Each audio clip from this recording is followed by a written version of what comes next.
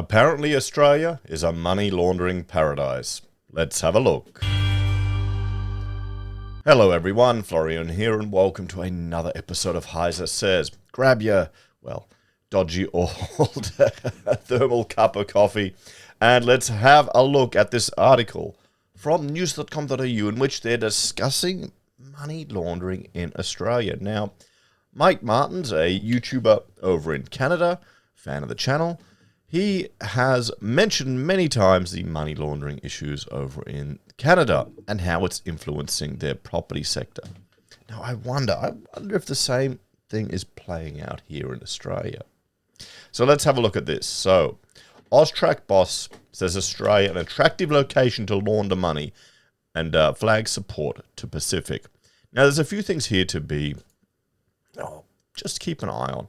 The fact that we're an attractive location to launder money, that alone is going to be used as a stronger argument for cash bans. Now, naturally, Australia is becoming a cashless society simply due to convenience.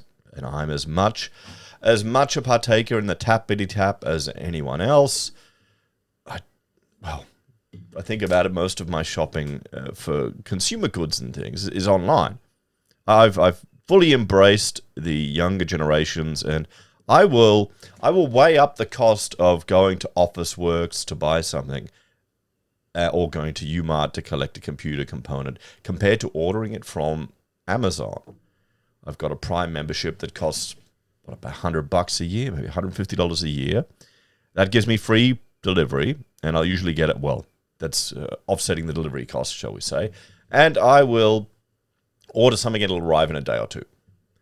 Now, if I were to go to Officeworks, I needed a new journal or some other thing, and I went to Officeworks. That's a bit of a mission. I've got to drive there.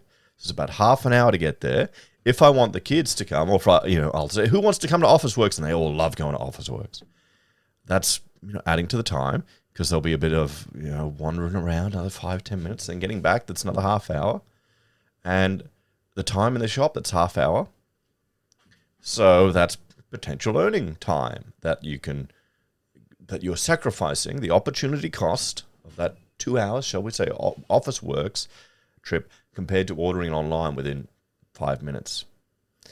So there you go. That's why I'm part of the problem when it comes to going, the transition to cashless here in Australia. Now, AUSTRAC, they track everything much more. I think, isn't it down to $5,000 transactions? That's why every time you take money out of the bank, they'll ask what it's for, so they can report it back. So, Australia will continue to provide support to its Pacific neighbours in order to bolster its ability to identify and stop money laundering. Let's zoom in here.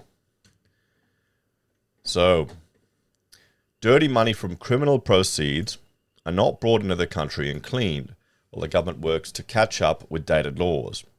Brendan Thomas, the head of Australia's financial crimes watchdog, the Australian Transaction Reports and Analysis Centre, said current legislation makes Australia an attractive location for criminals to move and store their wealth.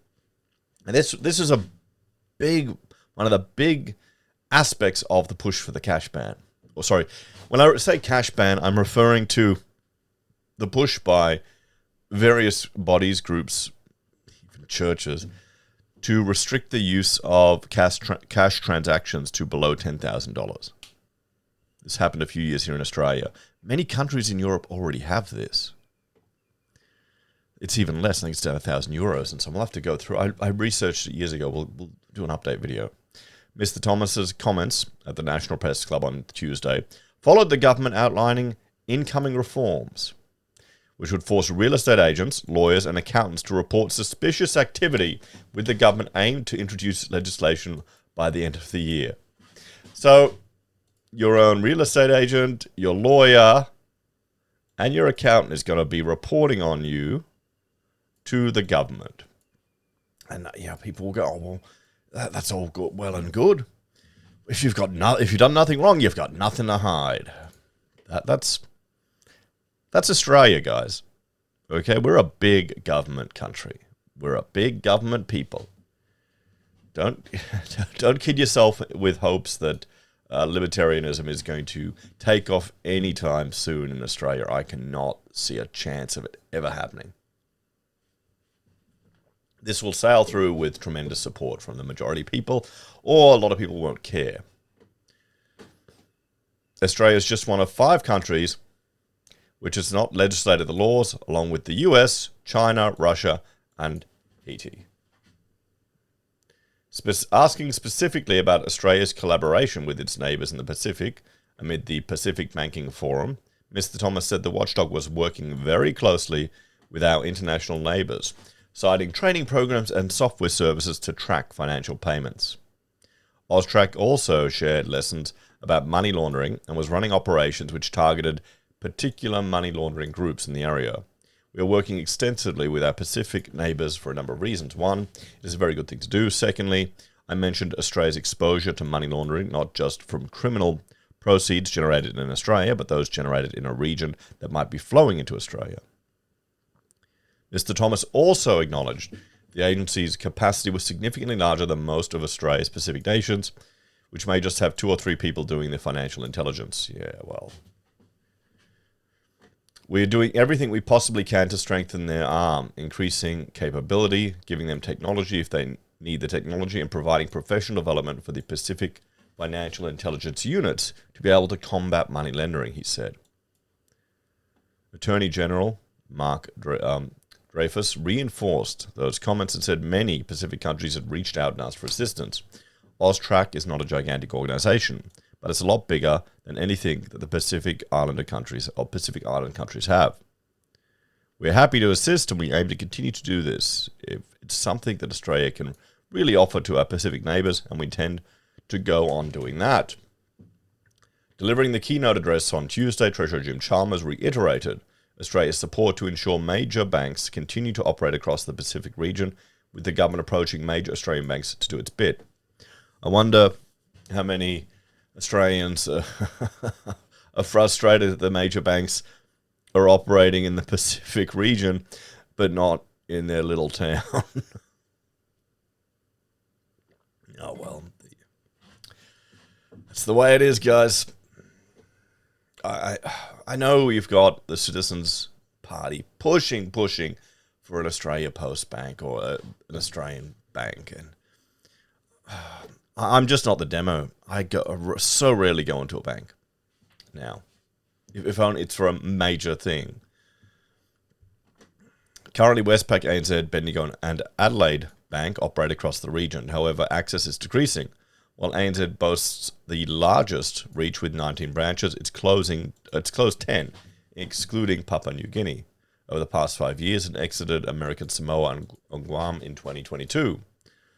On Tuesday, the Albanese government announced $6.3 funding boost across 3 initiatives to boost financial security and law enforcement. The money included $2.9 million to the World Bank to help develop inclusive and secure digital identity infrastructure, $1.7 million to the Asian Development Bank to boost compliance on anti-money laundering and counter-terrorism funding requirements, and $1.7 million to help criminal justice and law enforcement efforts, which will be administered by the Attorney General's Department. So there we go. Let's have a bit of a chat about this one, hey guys?